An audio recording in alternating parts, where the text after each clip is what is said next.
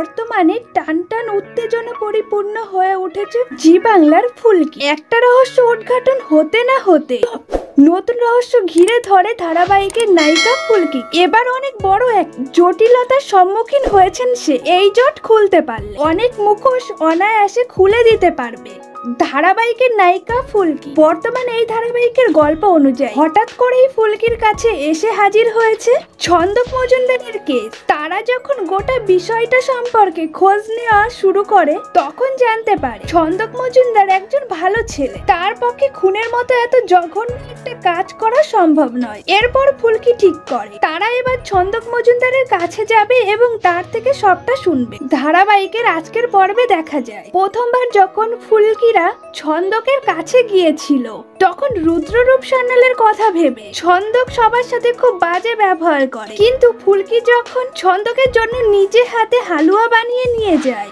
তখন ছন্দক বুঝতে পারে তারা সত্যিই ছন্দকের ভালো চাইছে আর তাকে বাঁচানোর চেষ্টা করছে। তাই ফুলকিকে এবং বাকিদেরকে বিশ্বাস করতে শুরু করে ছন্দক। এরপর একে তার সাথে ঘটে যাওয়া সমস্ত দুর্ঘটনাগুলো সবার সামনে প্রকাশ করে ছন্দক। ছন্দক জানায়, আমি দেখতে পাচ্ছিলাম কলেজের মধ্যে রাজনীতি চলছে আর সেই রাজনীতি একেবারে এক পেশে। আমি তাই এর বিরুদ্ধে রুখে দাঁড়িয়েছিলাম। এরই মাঝে আমি আর জয়িতা লুকিয়ে বিয়ে করে ফেলি, কিন্তু তারপর থেকেই ওর মাথায় কেউ একটা ঢুকিয়ে দেয় আমি ওকে ঠকাচ্ছি।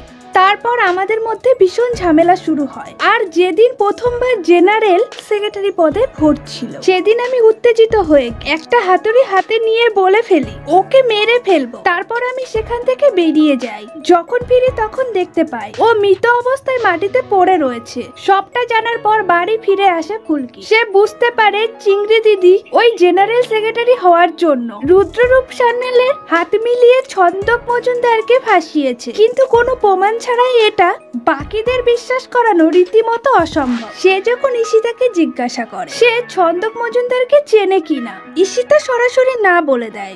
এটা শুনে অবাক হয়ে যায় রোহিত। ঈশিতা বুঝতে পারে ওরা অনেক কিছু জেনে ফেলেছে যেটা তার মুখোশ খুলে দিচ্ছে। ভিডিওটি ভালো লাগলে অবশ্যই লাইক, কমেন্ট, শেয়ার করবেন। ডেইলি নিত্য নতুন ভিডিও পেতে ছায়াছবির জগৎ চ্যানেলটিকে সাবস্ক্রাইব করতে ভুলবেন না।